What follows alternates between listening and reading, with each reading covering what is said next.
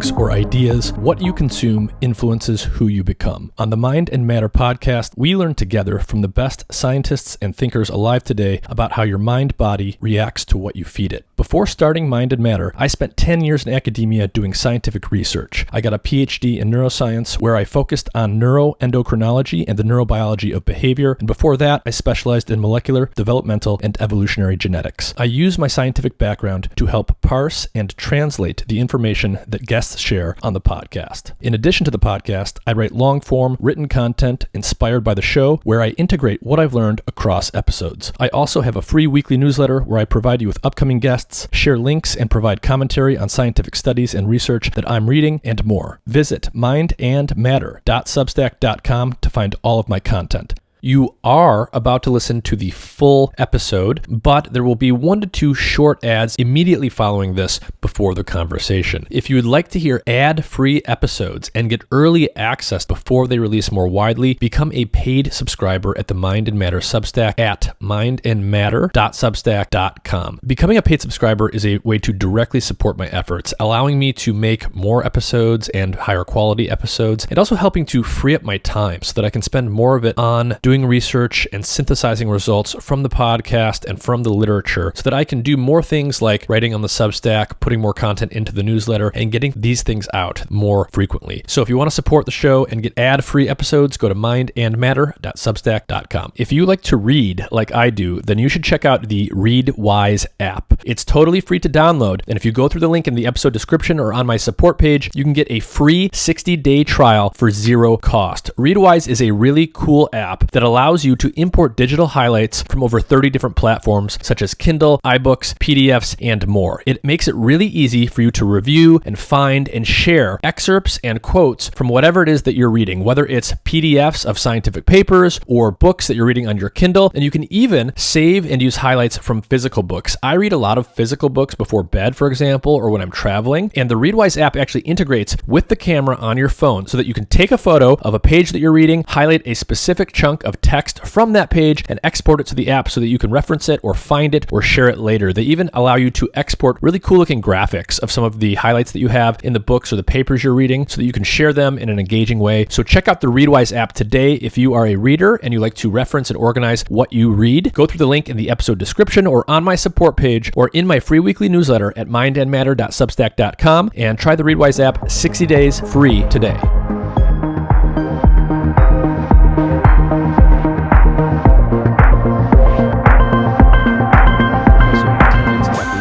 Joining me. Thanks for having me. I'm glad to be here. Can you start off by just telling everyone a little bit about who you are and what you study? Yeah, so I'm a professor and chair of the Department of Human Evolutionary Biology at Harvard. I study developmental genetics and how that relates to the evolution of the human body, particularly the human skeleton. And so at a basic level, how do you generally go about studying that? That's a good question. So we take a very multifaceted approach in my lab. So the idea is we're trying to understand where in the human genome are the genetic changes that generated the unique human body form, particularly our ability to walk on 2 legs, our ability to throw, our big brains. And to do that, we can scan the genomes and try to understand the human genome as it compares directly to, say, the chimpanzee genome, our closest relatives, or the gorilla genome, a more distant relative. But that gives us lots of DNA changes that really don't make any sense. So what we need to do is provide context for them. So what we do is we look at the phenotype, the observable physical traits that we're trying to understand. So, for instance, looking at the pelvis between humans and chimpanzees and understanding where in the pelvis are the changes, the anatomical changes that have occurred in human evolution to make us walk on 2 legs. And so we can use phenotyping data on the pelvis and how it forms, and on humans and other primates to get comparative, contextual information. And that gives us the phenotyping side, and we have the genetic side, but really what we want to do is link the two. So we have to bring in a bunch of other types of data. So those data include functional genomics. So tools that we have now to assess what genes, what regulatory regions for genes are used in cells during development to sculpt the morphology that we see in the adult. So we bring in functional genomic techniques. We bring in comparative sequence analyses. We do functional experiments in the wet lab where we can modify cells or the mouse model to look at changes and how they affect the phenotype. So to bridge the genotype or the genetic sequences to the phenotype, the observable differences, we bring all these different tools. And one thing I'll say is we believe that when we're developing a hypothesis or a model of how evolution occurred, how the genotype connects to the phenotype, we have to bring in as much different types of data as possible. And if we do this correctly, it only supports the model. If we generate data and it does not support the model, well, we don't throw out the data. We actually change our model. We have to think differently about how we approach the question at first and generate new hypotheses. So we're really about trying to understand how you build a model with existing data and new data that you can generate to connect the genetics to the traits that we're interested in human evolution. Yeah. And I think one of the things that you said that's important there is you can't merely look at the DNA and compare the DNA of different creatures and learn much of anything. Like, if we want to understand how humans walked on two legs and how we got there compared to our ape ancestors, we can't just bring up the chimp genome, bring up the human genome, know that they have a different pelvis and a different sort of musculoskeletal anatomy, and just look up the answer. We have to know something about how the development of the organism actually happens. How is the pelvis and the legs and the muscles, how are they constructed in a human differently than a chimp? And how do the genes actually change in a way that changes that sculpting and construction process? So you can't just look it up in the raw genomic sequence. You need to know more about the animal, its ecology, what was driving, the pressure to move a certain way, and then literally how the animal is built in an embryonic sense. Yeah, no, exactly. And so when you look at the human genome and compare it to the chimpanzee genome, there's 3 billion base pairs, right? That you can find, that you can look and see. And when you actually, and that's in the haploid genome, it's 6 billion in the diploid genome. And so what you have to do is kind of filter those base pairs. You have to figure out a way to narrow down to the more important ones. And that's where these tools like functional genomics come in. So you can take developing cells of an embryo, a human embryo or a mouse embryo, and you can identify in those cells, if they're from parts of the pelvis, what genes are turned on and what regulatory switches are used.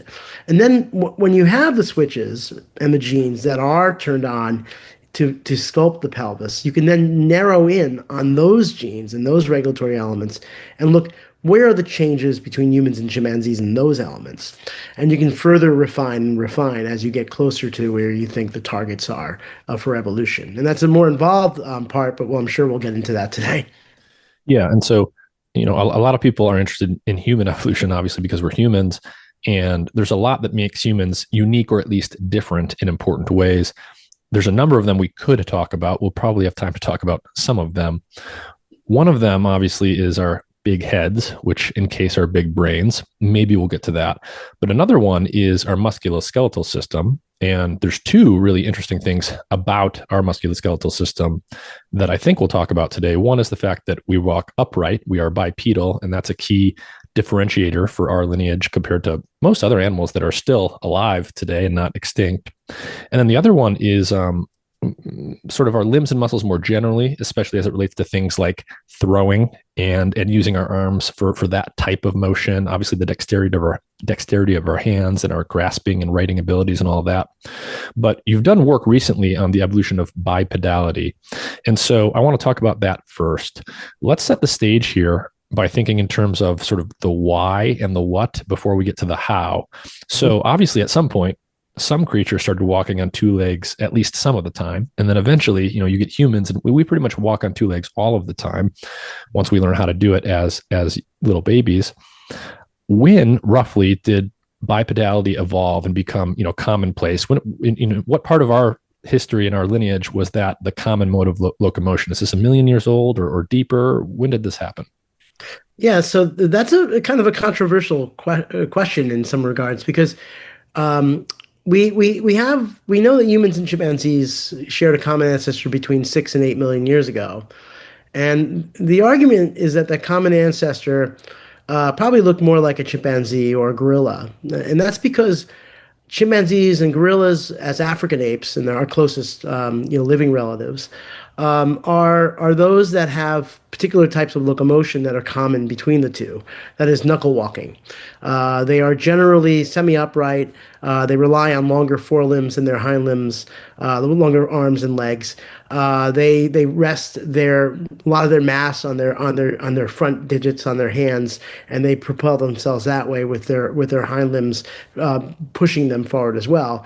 They also spend some time in the trees. Chimpanzees spend a lot more times in the trees than gorillas, especially big gorillas that are mostly terrestrial.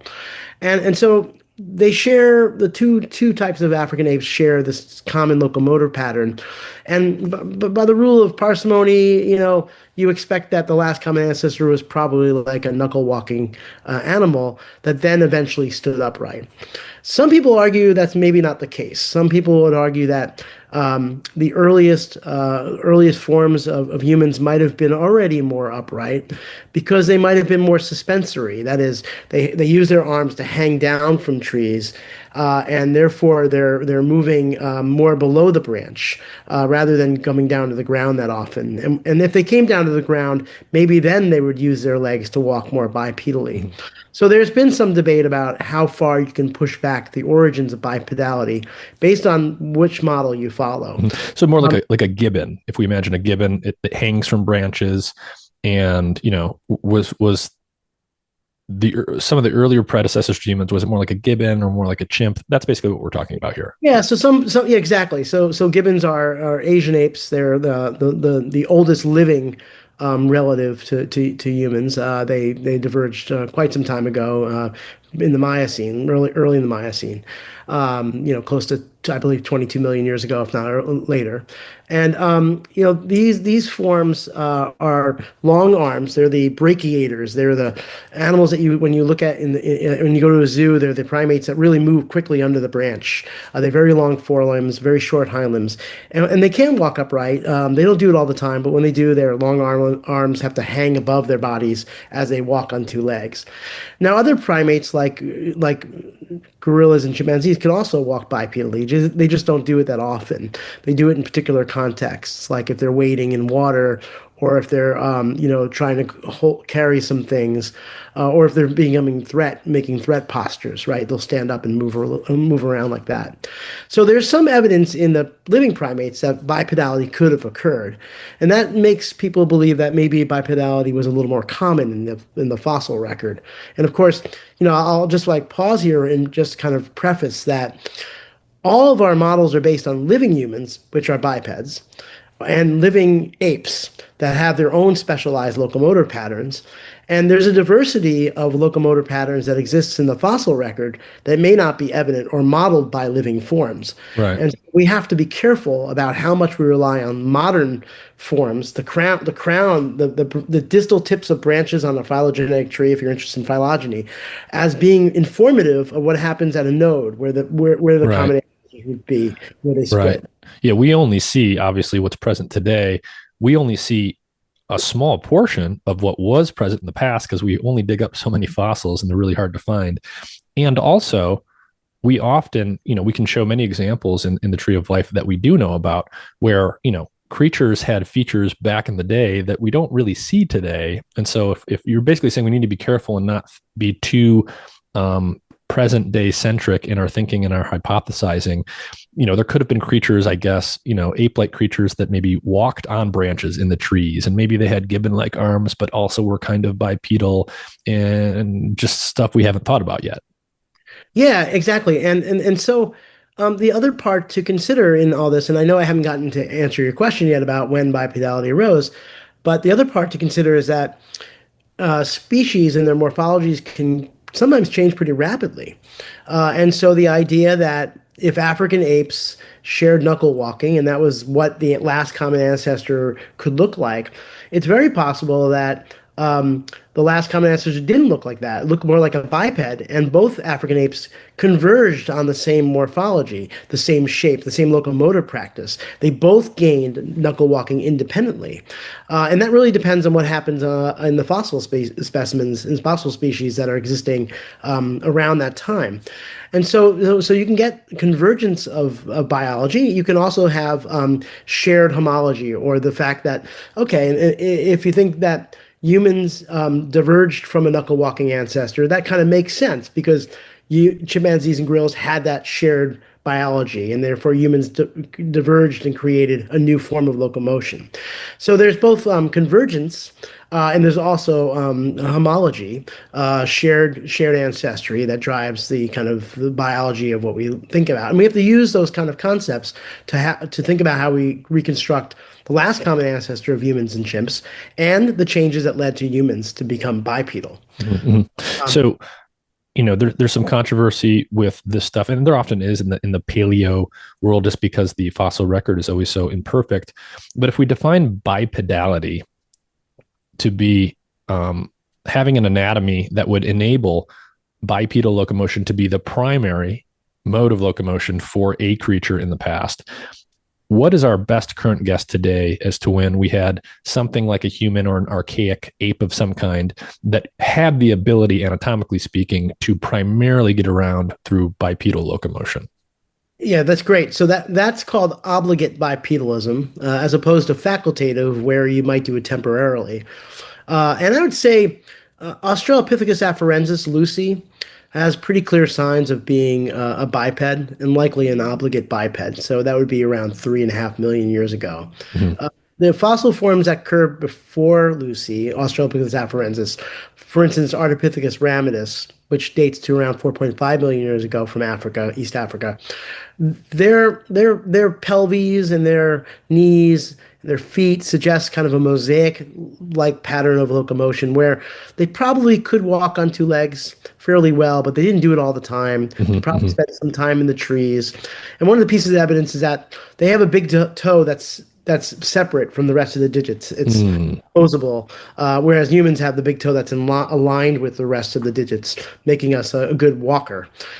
So Ardipithecus has some traits that may really clearly show that it could probably walk on the ground or in the trees, but locomote not necessarily as an obligate biped.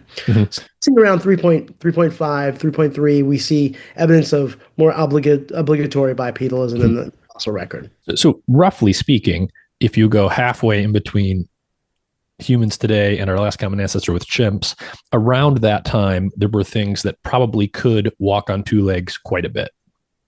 Yeah.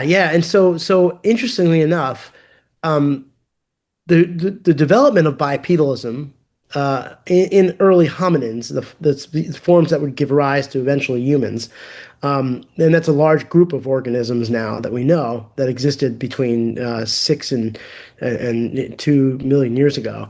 There's lots of those forms of hominins that look like they could walk bipedally, and so if you think about this, I'm going to digress for a second. Evolutionarily speaking, bats acquired at one point wings that allowed them to fly.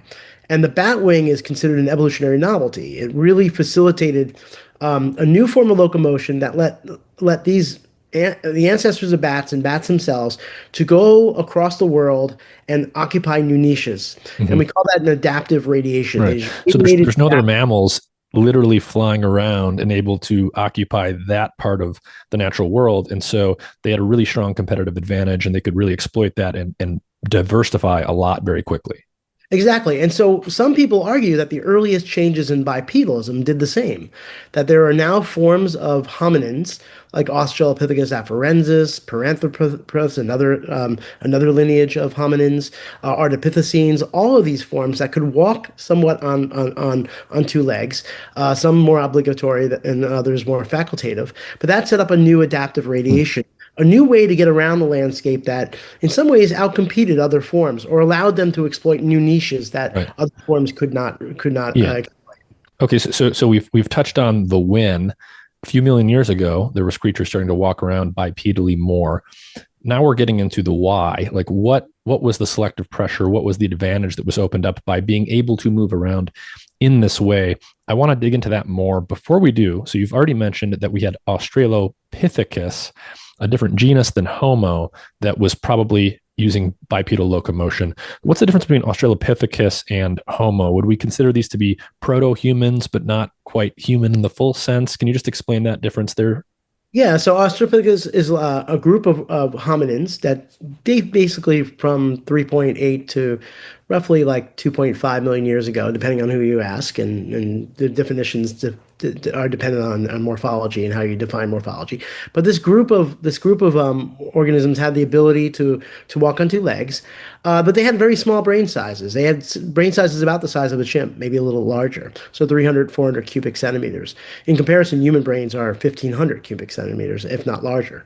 And so these forms of hominins are distinguished from humans really based on other traits, like for instance, enlarged brain size, or the kind of changes in body proportions that come with becoming not just an obligate biped, but a good biped, an animal now that can run and walk long distances and really get good stride lengths. So having long legs compared to arms. These Australopithecines didn't have that. They had about equal sized limb proportions. Forelimbs and hindlimbs were about the same size. In comparison, gorillas and chimpanzees have very long arms compared to their legs, right? So you're moving in space and time to a group of organisms that are upright. They're facultative to obligate bipeds. They're doing it fairly well, but they're not efficient like modern humans are. And Homo starts to acquire really the body proportions of modern humans, the brain size of modern humans, a lot more dexterity in the hands and feet, in the feet losing the dexterity and gaining a big toe. Mm-hmm. And So, also, Homo's got association with stone tools and cultural aspects that right. we not necessarily see in early Australopithecines, even though there's some rudimentary tools with Australopithecines. So by the time we get Homo on the scene, certainly, but by the time we have obligate bipeds that are good at getting around on two legs, what, thinking about the why question here, what is bipedality buying you as opposed to being able to walk around on four legs? Can you physically go into different types of environments that you couldn't before? Is there some kind of energetic or physiological advantage or disadvantage that being bipedal gives you compared to being a four-legged animal? Yeah, so I think this gets to more of the why question, and this is related to more of you can ask why on the ultimate sense and the proximate sense, and at the time of basically the Pleistocene, which is the window of time we're talking about, between 6 and 2 million years ago, we're really looking at this window of time. Climate change is occurring, and the Earth is actually getting a bit cooler. And as the Earth is cooling, these tropical lush forests in parts of Africa are becoming smaller. They're reducing in their size, and they're transitioning from these tropical woodland plants to more wooded vegetation that's more patchy forests. So you're getting forests, but they're shrinking in size and becoming more patchy from one forest to the next. And so that opens up tracts of land in between the forests and animals that actually need to move from one forest environment to the other, or they don't. They just stay in the forest environment that they're in. And so one could argue that chimpanzees and gorillas are probably so efficient at what they've done that they stayed in the tropical forest environments that were changing the least.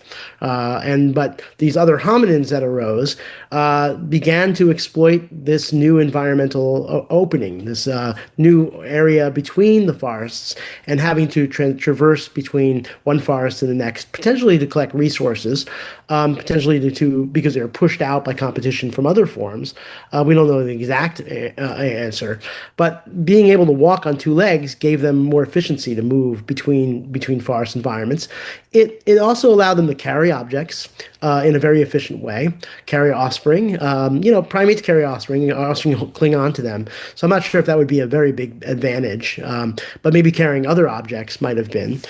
Being tall and being able to see over the savanna grasslands that are occurring at the time may allow them to look and see over the grass so they don't stumble upon a predator or can avoid predation. See distance as well. And then there's the argument that some people make that being more linear, being tall and linear, changes the way sunlight hits the body, and that might have reduced the heat load that's generated on a body over time.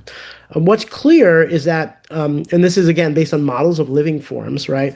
That modern humans, when we walk, we do it very efficiently. And if you take a chimpanzee and you say walk, and you put them on a treadmill and try to make them walk, they don't do it efficiently. Well, that's kind of not fair because they don't typically walk that way.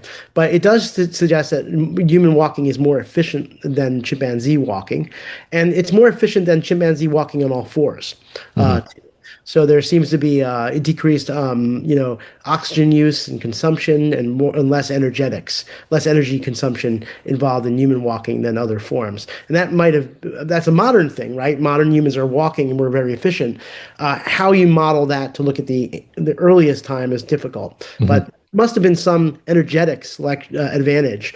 And I say energetics because when we think about evolution, we often forget that it's really about energy and how we use energy and how we distribute energy to development, reproduction, growth, and homeostasis, fighting disease.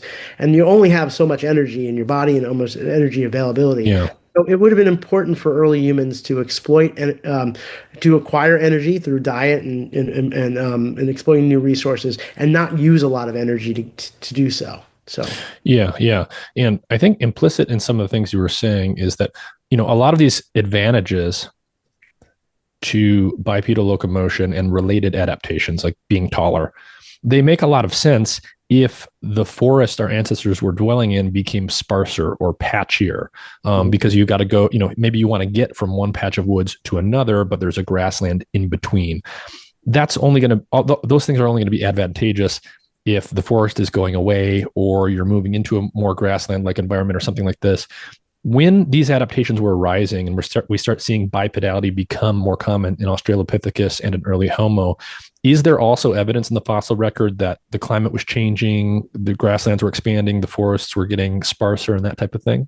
yeah, there is. There's changes in the plant life. So people do paleoecological reconstructions. They reconstruct the past ecology based on what they find in the fossil record. They can find fossilized plants that have particular morphologies that are coincident with either being in a tropical forest or a wooded environment. They can also look at isotopes, and isotopes accumulate and change according to the different plant species that are out there. There's shifts in carbon isotopes that tell researchers that the climate is getting more cool, that the plants are getting more grass-like rather as opposed to tropical vegetation, and they can look at those ratios of a particular of isotopes to really understand how the climate is changing. And then, of course, they can also look at sediments themselves to identify the types of windblown sediments that are present in a core from the ground, and that might tell them something about wind patterns and temperature and what was in the actual environment at the time. So I see. So the environment would have been changing in some way like this. It opened up the opportunity for bipedal locomotion to then offer an advantage if you start evolving it.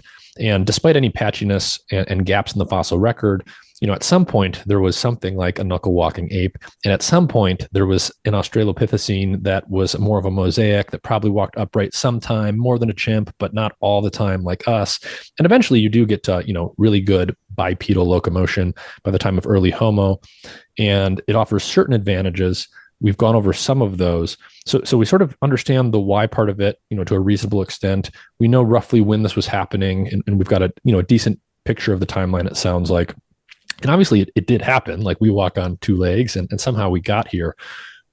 What are the sort of anatomic changes that needed to happen to make this possible? So, for example, the bones and the anatomy of a chimp are such that, the chimp can't walk upright all day long. if even if it wanted to. The physical change, what are the physical changes to the hips, the pelvis, the legs that needed to start to happen in order to enable something like us to walk around on 2 feet all the time? That's great. Great question. So, the the bipedality is really a full body trait. It really affects the entire body. So when you look at something like an African ape, they're knuckle walkers, so their center of mass is far forward. When they walk on their, when they use their forelimbs to knuckle walk, their center of mass is forward, and so as a result, their rib cage, for instance, is deep from front to back, and their arms are long because they support their weight on their knuckles, and they have long forelimbs.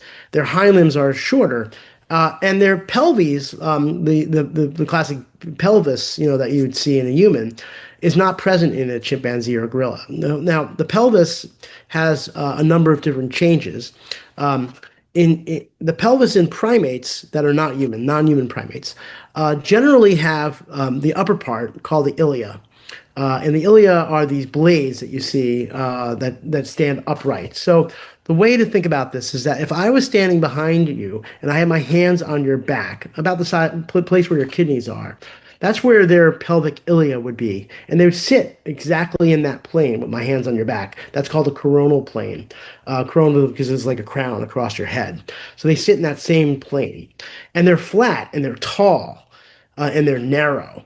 From side to side, they're narrow. So these ilia support big muscles in the back called the gluteal muscles that push that anchor to the back of the femur, and they actually push the leg forward when they contract.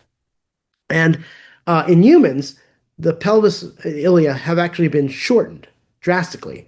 They're short, and instead of being short and narrow and sitting on the back, they're actually short and wide, and they sit on the sides of the body. So they've been curved around the body. In fact, the word pelvis is Latin for basin. And so the earliest anatomists who were describing these phenotypes, were calling a pelvis based on the human form. But the human form is very unique. The human form has these unique ilia that curve around the sides of the body, whereas all the other forms actually have more of these flat bladed like structures. And so when the ilia got short and curved and around the body, the muscles that I talked about, the gluteus muscles that are typically on the back, well, one of them, called the gluteus maximus, stays on the back. We still have that. That's our butt muscles, and we use that when we walk and run. But two of them, gluteus minimus medius, have curved around the sides of the body. So having muscles that are now positioned not on the back, but on the sides of the body, allows for us, when we walk, to stabilize ourselves. So what do I mean by that? Well, when we take a step and we're off the ground, we could fall over because we're on one leg. And these muscles pull us back down. They contract and pull our bodies back down to stable. So if a chimp is walking upright, they're literally easier to push over because they don't have this kind of They musculature. they don't have the lateral stabilizers. In fact, when a chimp walks upright, they do so with a bent knee and a bent hip. So they actually are very flexed and low to the ground. Whereas like in humans, we have a straight knee and straight hip. And when we walk, we just walk. We just walk like a biped does, with a straight hip and a straight knee. All the weight is transferred down to our knee. So our pelvis has gone from an ape-like pattern where the blades were sitting on the back of the animal, to being short and curved, low and curved around the sides of the body. Now that's the pelvis. There are other changes below the pelvis. For instance, in the femur, our femora are longer. Our thigh bones are longer and they're angled inward. And the knees, at the knee, we rest all our weight down from our pelvis to our knee, down to our foot, because we stand upright. In chimpanzees, their pelvises are not angled inward; they're kind of straight. And what happens is that when they put weight down on their knees are bent, they're angled. So their shin bones are at an angle to the actual femur. And that means that they're not putting all the weight down directly on the top of their tibia like humans would. And that's because their mass is farther forward. It's about the level of where the thoracic vertebrae would be, as opposed to like us, where it's right over our pelvis, if that makes sense. One of the things that people often talk about in the context of bipedality and what it unlocked for us or how it makes us different than other mammals that are out there is, most large-bodied mammals that run on four legs can outrun us for a while. Mm-hmm. But we're really good at endurance and distance. What is sort of the story here and the thinking around things like persistence hunting, long distance travel, and the benefits and disadvantages that bipedality had versus quadrupedal locomotion? Yeah, so a colleague in my department, Dan Lieberman, has studied this at length. Spent many years studying persistent hunting and the evolution of endurance running. And the arguments there is that humans are really terrific long distance runners. We can outrun for longer distances most animals. It doesn't mean we still be, tracked down, and if they were trying to catch us, they would probably track us down and eat us. But if we had a good advantage to them, we could outrun them for a long time, because animals often can run quite well, but they overheat. And one of the reasons why they overheat is because they pant, whereas humans sweat. And sweating allowed us to actually run and lose heat through our bodies naturally, as opposed to panting, which like your dog would pant, other animals would pant. And so we became a very efficient runners, not just from our skeletal proportions, but also from other physiological adaptations that allowed us to run and not overheat in the process. I hope that answers the question. Yeah. And so when we start to now think about the mechanics of the evolutionary changes that took place and how development had to be tweaked over time to construct muscles and bones in a more human-like way that was conducive to bipedality, rather than a more ape-like form that isn't conducive to bipedality. How do you go about starting to study this? Obviously, you can look at the chimp, look at the human, look at the bones of the things in between, and just notice the anatomic differences. Obviously, you can also take out the DNA sequences and put them side by side and look at the genomic differences here.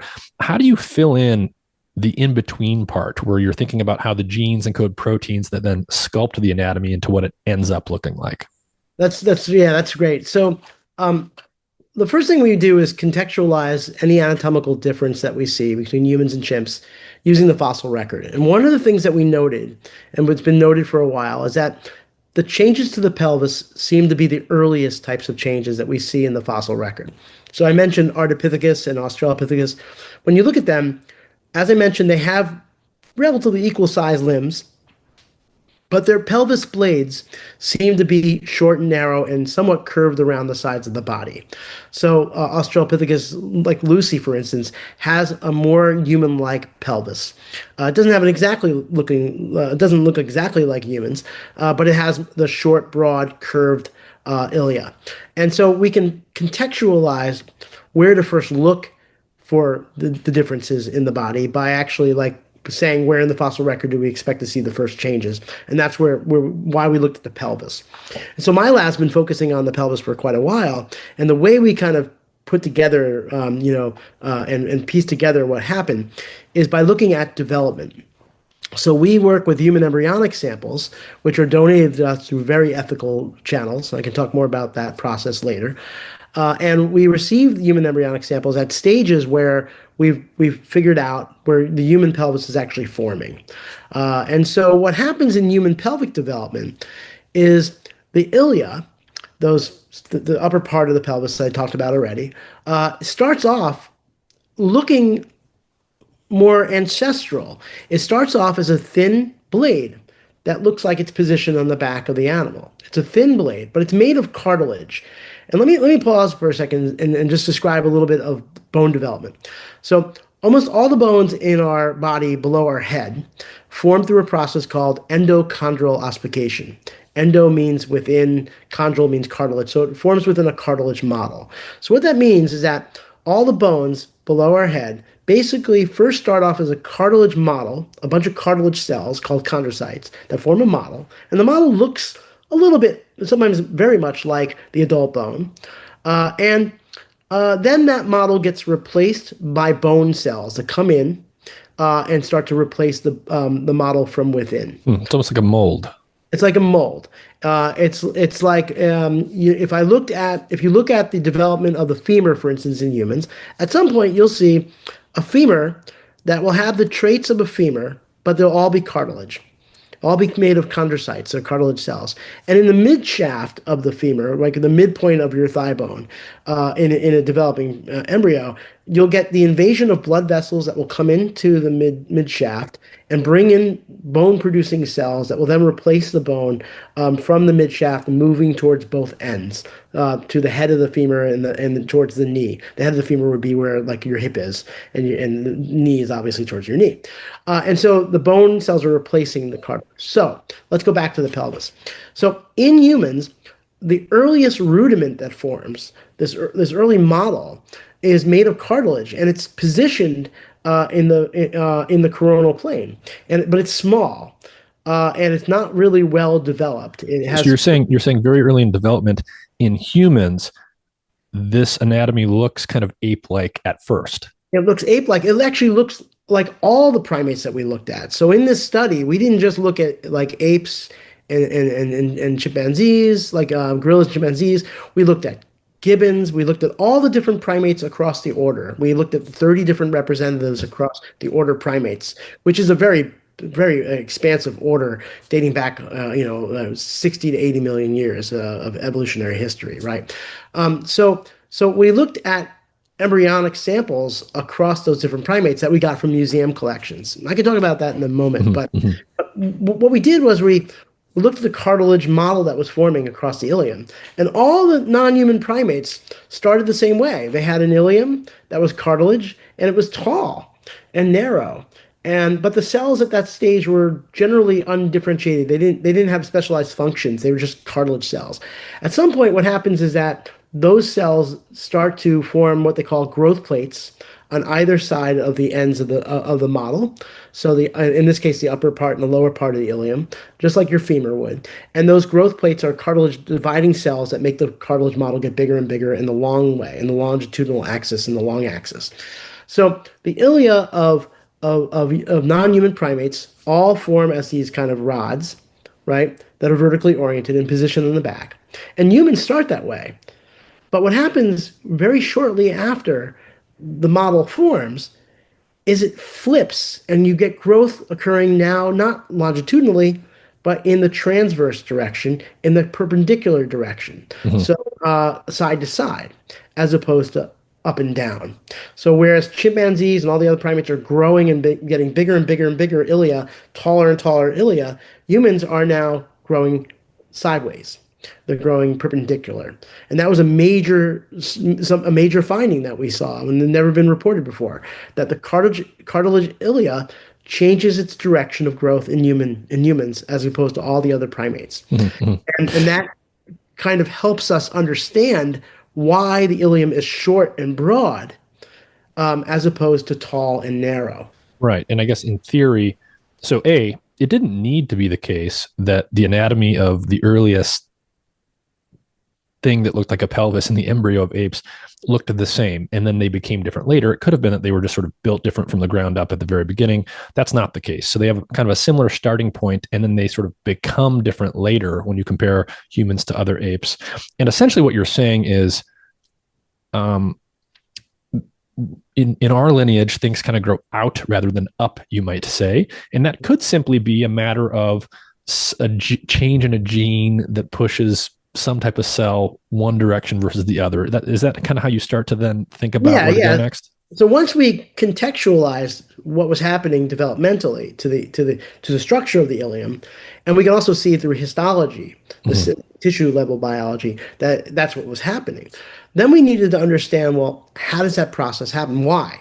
What's causing that what's causing the pelvis to start changing its direction of growth? And that's where the genes come in and the regulatory sequences. So genes are, segments of DNA that code for protein.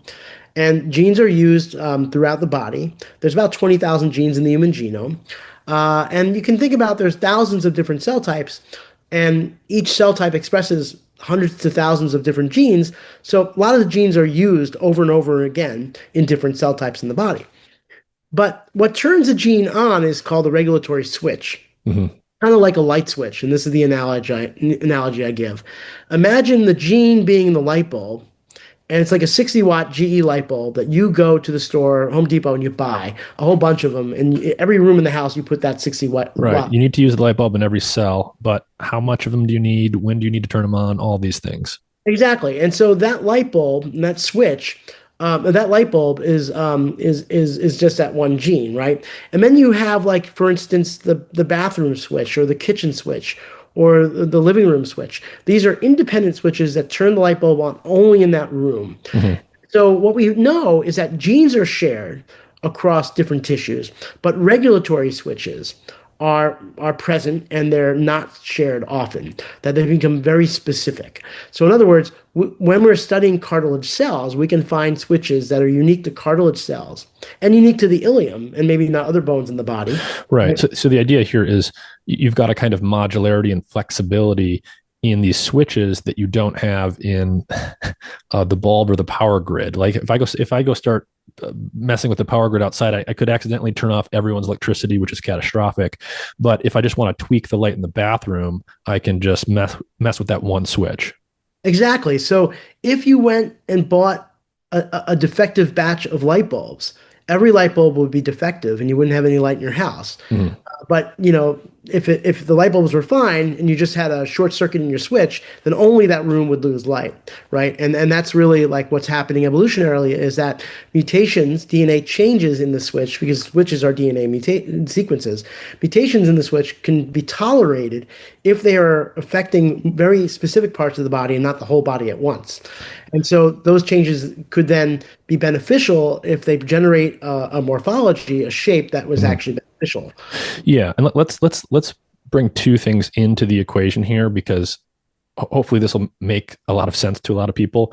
So what we're really talking about here is there's a distinction to be made between protein coding sequences in the genome and non-protein coding sequences. So let's talk about that and talk about how much of the genome is protein coding versus non-protein coding. That's great. So, in the human genome, and this is true pretty much across mammals and other vertebrates, about 2% of the genome is protein coding regions, right? Genes are not that common. They're small segments of DNA in a vast sea of DNA. Most of the genome is non-coding. Mhm. About 98% of it is non-coding. It could be a little more or less, but generally it's around that Yeah, number. vast majority is non-coding. Vast majority, yeah. And for a long time, people just thought it was junk. You maybe covered this before. Junk DNA is a misnomer. It's not really junk DNA. It's actually made up of a lot of the rest of the DNA. 98% of it is made up of a bunch of switches, and it's made of other things too that might not regulate gene regulation or how genes are turned on and off, how protein coding genes function.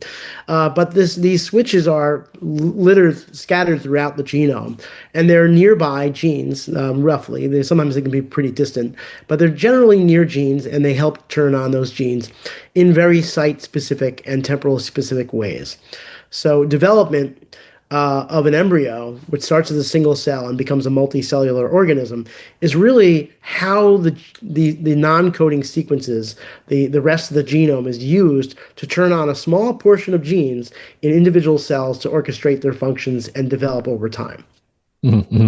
So in the abstract, at least, you can start once you sort of understand the mechanics and the dynamics of how all that gene regulation stuff works at a detailed level, and you understand the differences in the patterning of the tissue and development, like what you guys looked at, you can start to think like, okay, the human tissue is moving out in this direction, the ape tissue is moving up in this direction. Maybe that was just due to a change in some of these switches that changed sort of when or how much growth of a particular tissue happened at some time in development. Exactly. So when we discovered that the growth was changing direction, then we can start studying those cells, and we can ask in those cells where are the switches. and we identified the switches in those cells and the genes that they target, the genes that they turn on and off.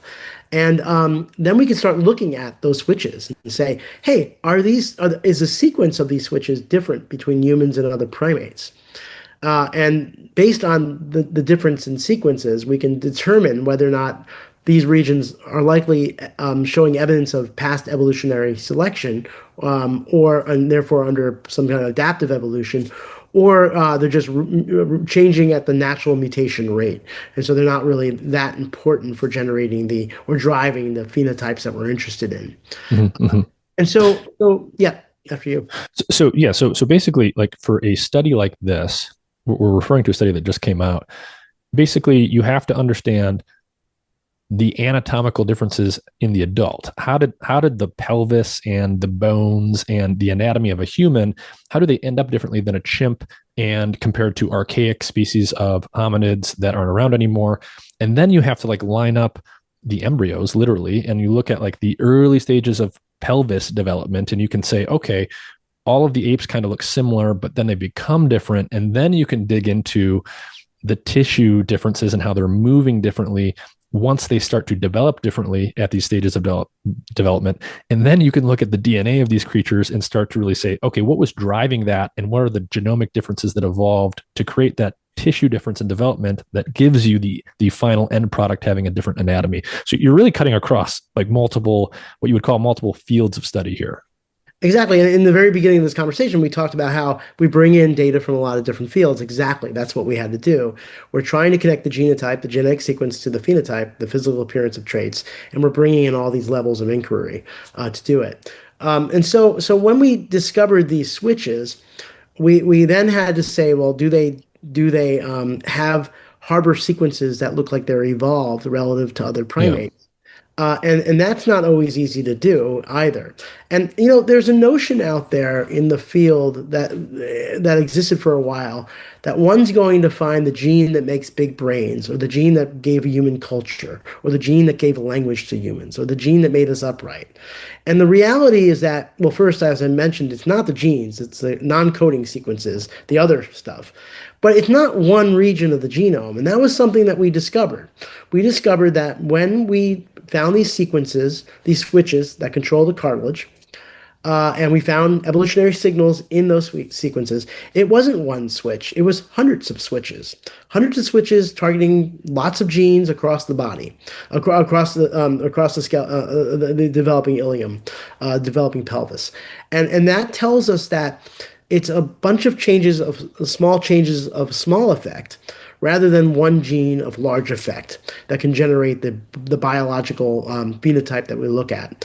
And I think that makes a lot of sense from the standpoint that you're evolving a structure that's so critical to walking.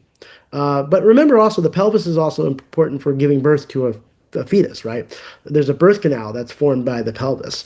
And so it's not like you can just change one thing very drastically without ramifications on other traits like giving birth, which is huge from a Darwinian perspective, right?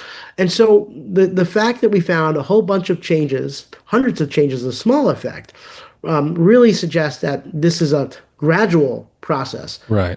Slowly changing the growth and trajectory of the developing ileum to make it short and broad.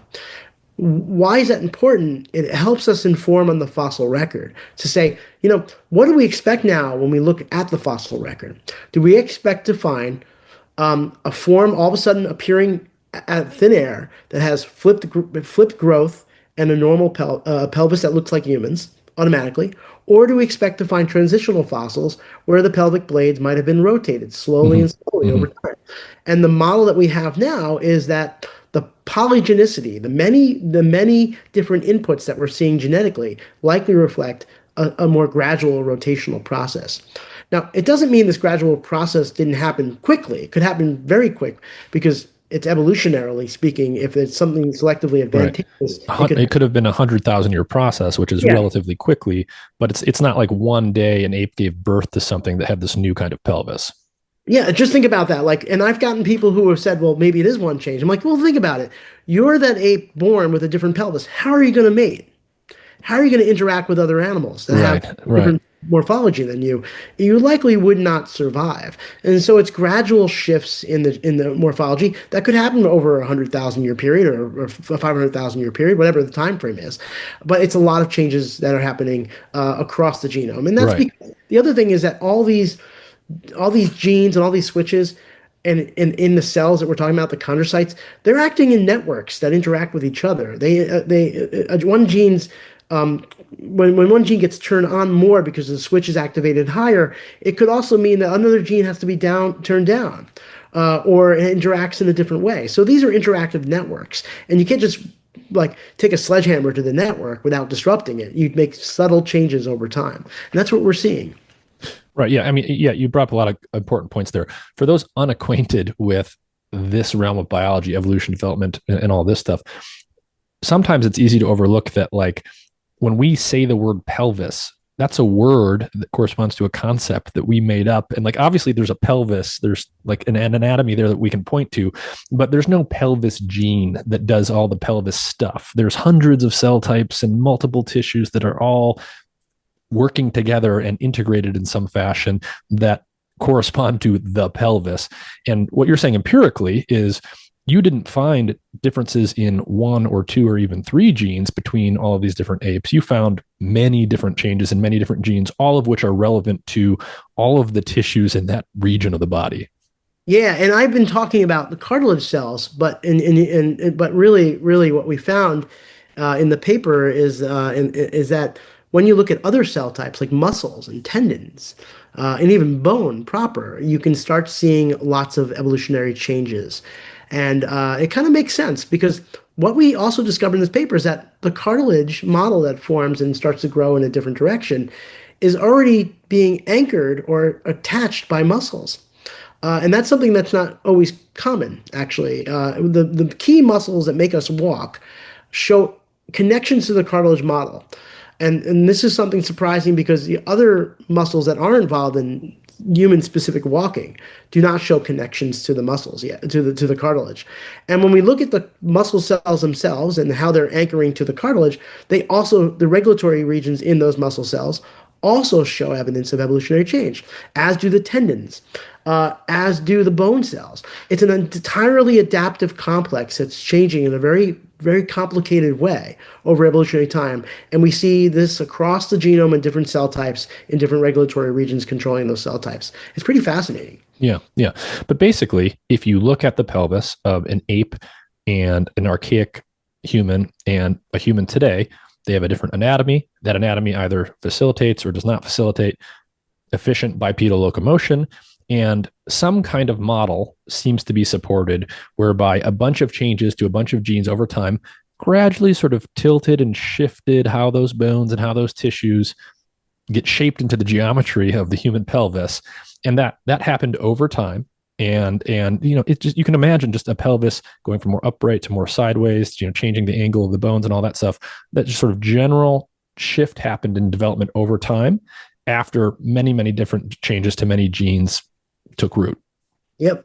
And this is happening at a time where, evolutionarily time, where the animal where this was happening, really had some other changes in their bodies compared to chimpanzees and gorillas, but nothing major. Like they had about the same brain size. So Hmm.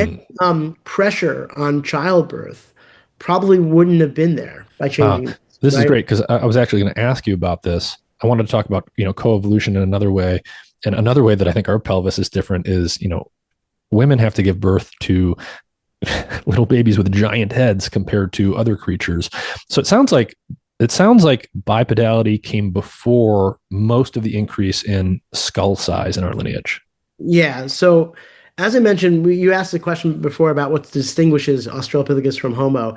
And really, when you get into the genus Homo around 2.5 million years ago, you get slightly bigger brains. You go from 300, 400 cubic centimeters to 500, 600, 700, 800 cubic centimeters. You get to a fossil species called Homo erectus around 1.8 million years ago, 1.6 million years ago, which is found in Africa, but now also parts of like East Asia. And these hominins had brain sizes of around 800 to 1,000 cubic centimeters.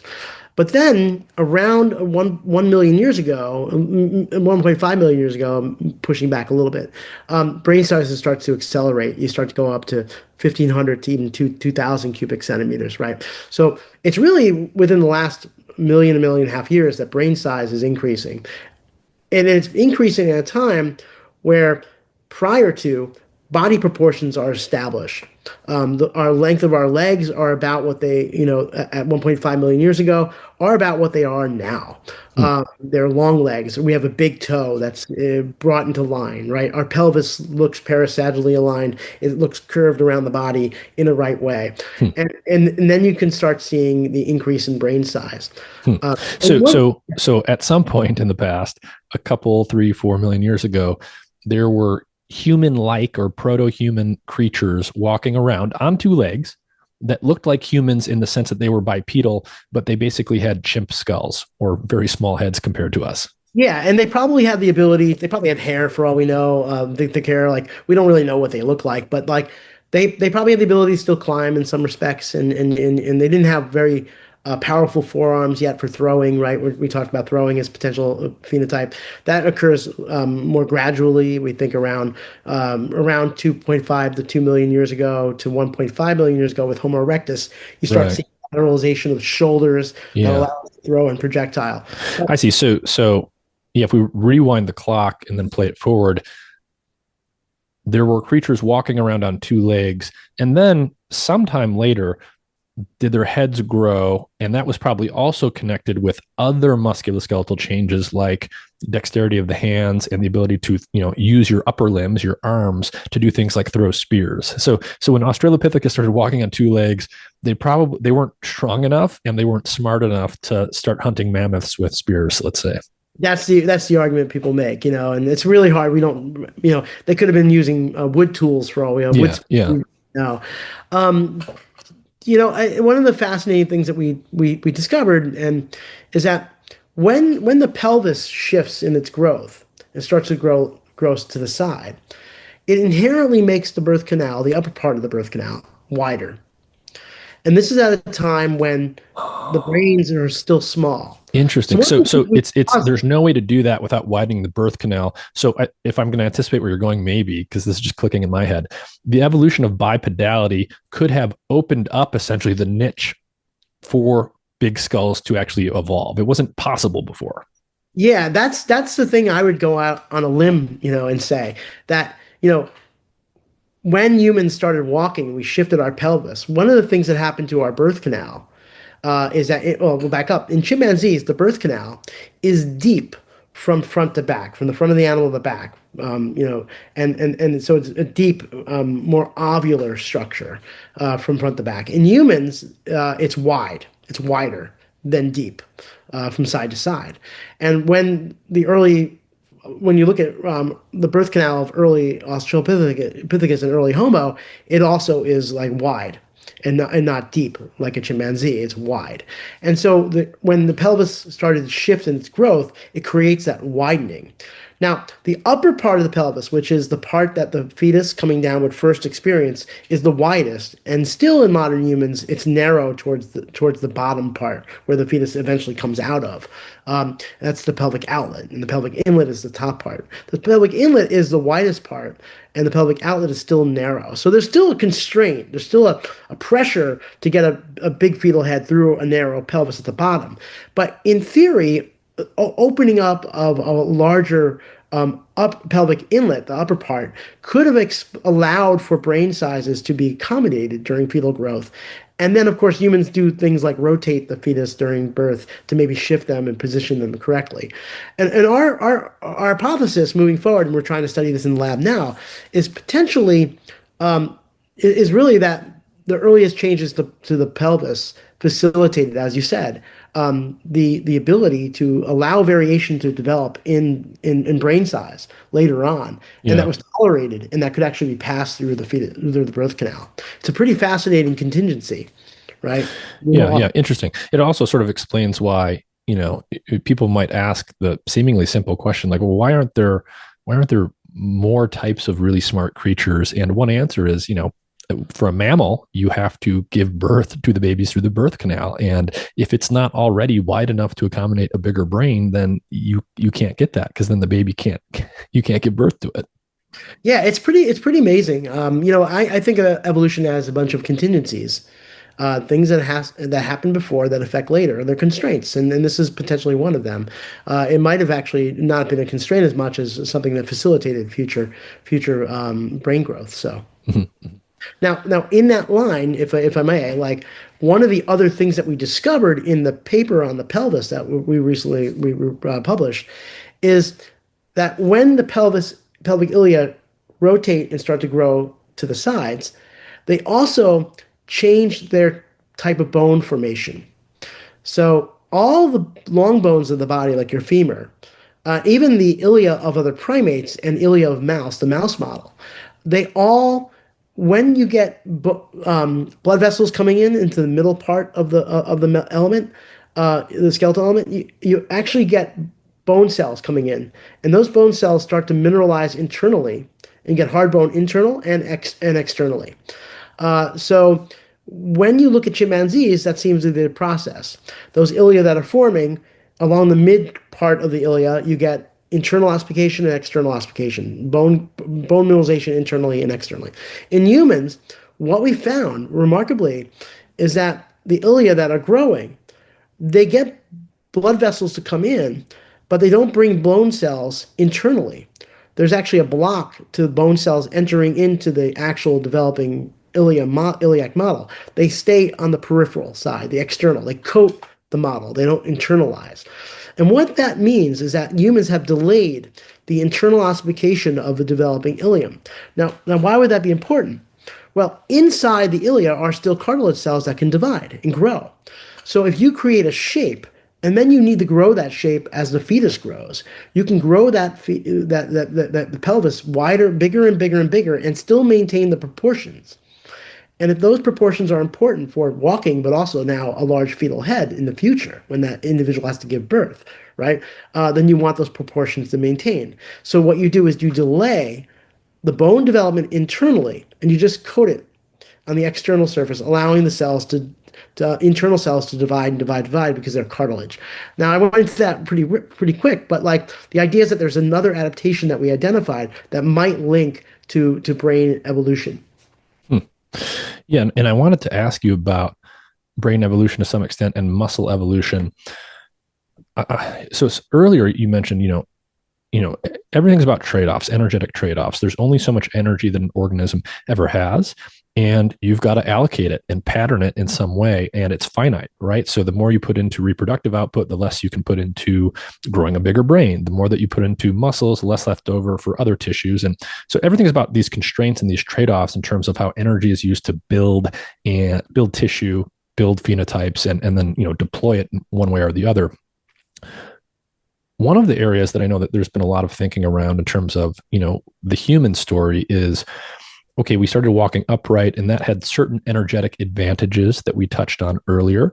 We can go over distances. It opened up our ability to eventually, use our hands and do tool making, stuff like that.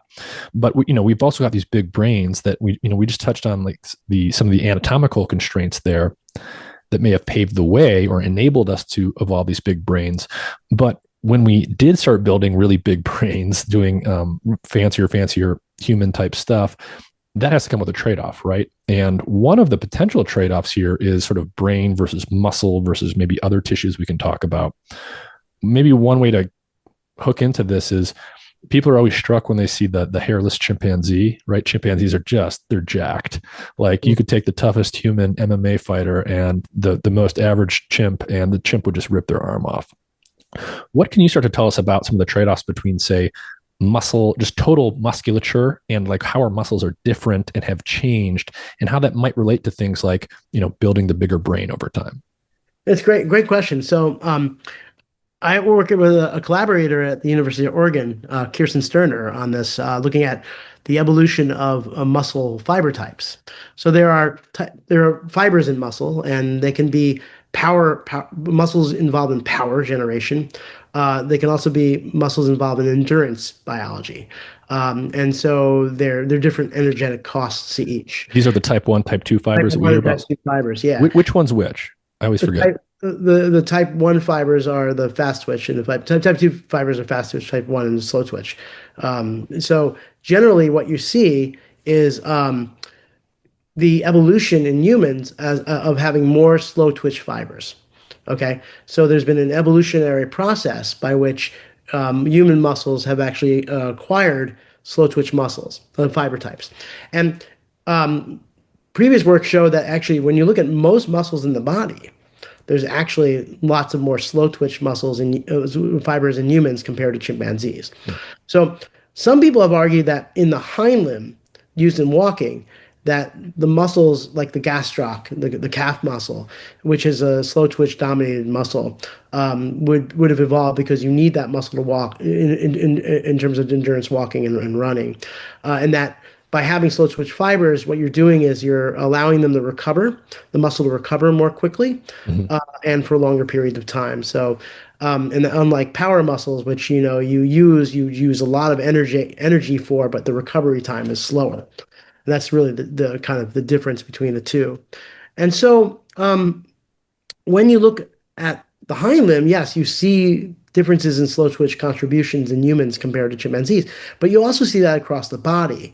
And it does make one to suggest that potentially there had to be some type of energetic cost to having large brains. That potentially, as we acquired larger brains, we had to shift our energetic costs in other ways, potentially by generating slow twitch fibers across our muscles. But that's really hard to say because we started to evolve endurance locomotion at the time when our brains are evolving and getting bigger, right? And so, maybe not a trade-off. It actually might have been two adaptations. Another way one can think about it is looking at the relative energetic use of different organs in the body. And so the brain uses lots of energy, but other organs in the body use less. And it's been argued in human evolution that the human brain uses more energy than the chimp brain relative to body size, and that our guts have actually become more efficient and smaller as opposed to other primates, right? We have larger sacculous guts for processing leaves and stuff. And so can now look at different organs and their energetic uses to really look at these trade-offs in more detail. Rather than just looking at the muscles and thinking about the relationship of muscle changes to brain changes, we can look at the whole organism and all the different organs to know where are the trade-offs happening, right? If that makes sense. Yeah, yeah, yeah. And so is it just that we have proportionally more of these slow twitch endurance type fibers, or like how's our like just total muscle mass change? It certainly looks like a chimpanzee is just more muscular overall. Yeah, human muscles are generally smaller, than chimpanzees and gorillas, right? Of course, and they are made up of predominantly more muscles, more slow twitch muscle fibers. So Or which ones? slow twitch. Humans are made up of more So slow twitch. humans are slow twitch. Yeah, yeah. So they're smaller muscles per body size, and they're also generally reduced fast twitch or increased slow twitch contribution. Mm-hmm, mm-hmm. So they're And like then after you. no, I was going to say, I don't know if this is your area that you've studied in particular, but when we think about these changes to musculoskeletal system generally, when we think about bipedality and then the origins of bigger brains, the other thing I wanted to ask you about is our other two limbs. When do we start to see some of those shoulder arm changes that facilitate things like hunting with tools and doing that sort of thing? Yeah, this is a very, very interesting question. So when we had worked on this project, I worked on the project a while back in 2015 with Nathan Young and Neil Roche, who basically were looking at the pectoral girdle and the shoulder girdle. And I argued there in that paper was basically that over the course of human evolution, and unlike what you see in the pelvis, the changes to the shoulder were more gradual. Mm, Let me put this in perspective. In chimpanzees, in gorillas, in gibbons, for instance, the the scapula or shoulder blade, the thing that sits on your back, right, that you can feel if you touch on your back, the shoulder is oriented in such a way that the joint, the shoulder joint, is in those primates faces more towards the head, not directly in line with the vertebral column, but like on an angle to them. So basically, they're basically pointed more cranially. That's the way you describe it. In humans, our shoulder joints face laterally. If you've ever seen an X-ray of a human, you'll know that the scapula and the humeral head or the humerus comes right off the scapula on the sides of the body laterally, and so when we modeled evolutionarily what was happening in fossil hominins, we can see that there is a gradual rotation from that cranial orientation to the lateral rotation. And the lateral rotation, the true human pattern, is found at about Homo erectus. So that would be the period where one would argue that potentially high-powered spear throwing and potentially tool use was most adaptive at that point. I see. So the pelvic changes you mapped out that facilitated the evolution of bipedality, those didn't come overnight, but you're saying all of these upper body changes were even more gradual, it seems. More gradual, yeah. They definitely took place over several millions of years.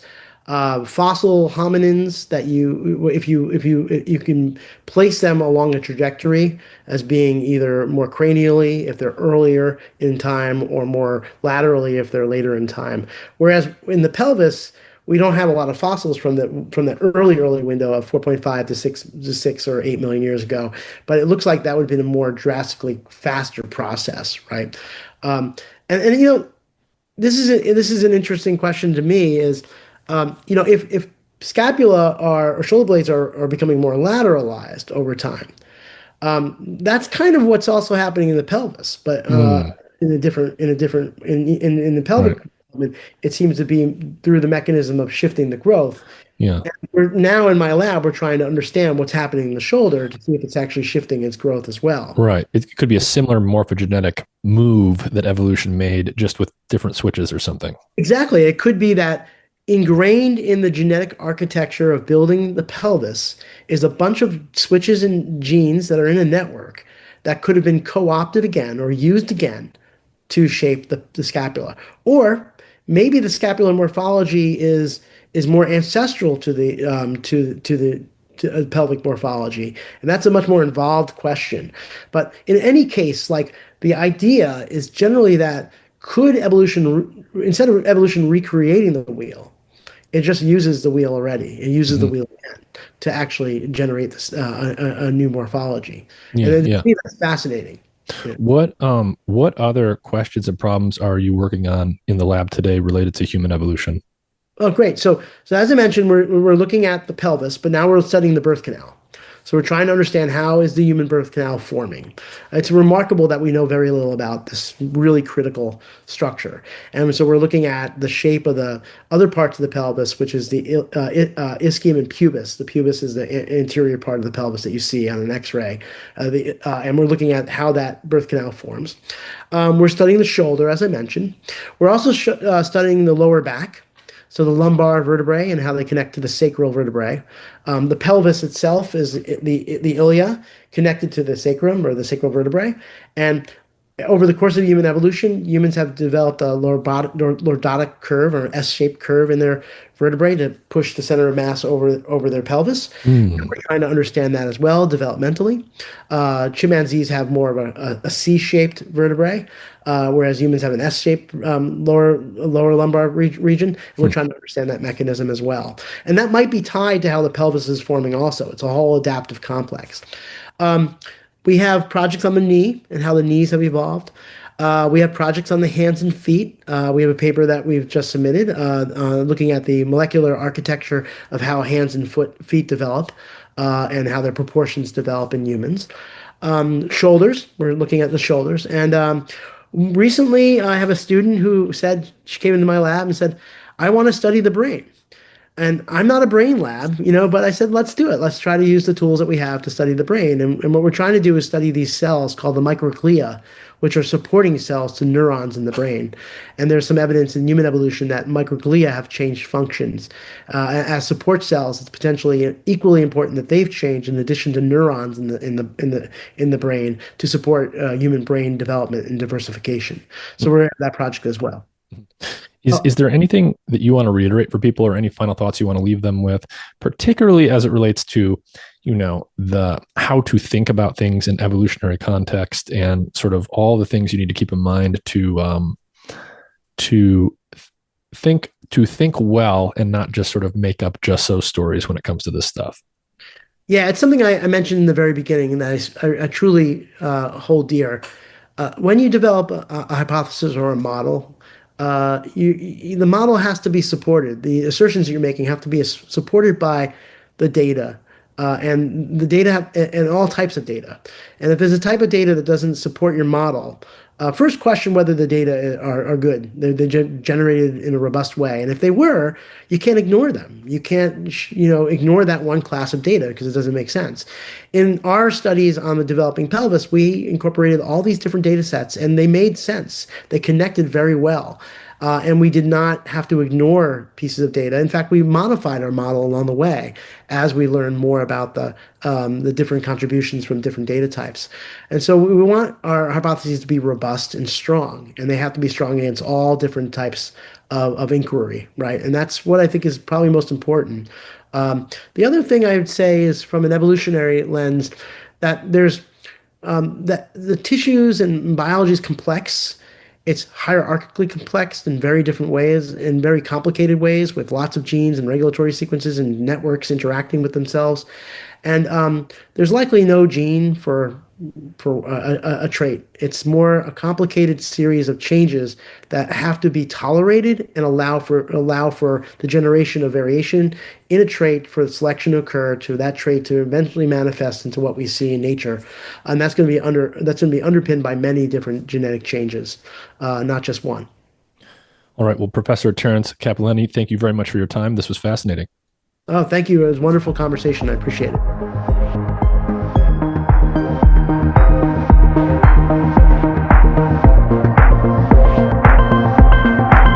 Visit mindandmatter.substack.com to find all of my content. Hey everyone, I want to take just a minute to tell you about one of my cool new affiliate partners called Seed Oil Scout. Seed Oil Scout has a really cool map feature that helps you find restaurants in your area where you can find seed oil-free options. They also have a really cool product scanner, so you can take out the app and use the camera functionality of your phone to scan products in grocery stores and see what's actually in these things. Do they contain seed oils? Do they contain other things that you want to know about that aren't necessarily on the box? This will help you find places to eat and find foods to eat that actually have what you want in them, and help you avoid those that don't. So if you're looking to cut back on your seed oil consumption, or you just want to know more about what's in the foods on the shelves at the grocery stores, download Seed Oil Scout today. If you go through the link in the episode description, click into that and you'll see a link to the Seed Oil Scout app. If you go through that link on my support page, you'll be directly helping the podcast, and you'll be able to download this really cool, easy to use app that will help you find healthier food options. So go through the link in the episode description and download Seed Oil Scout today.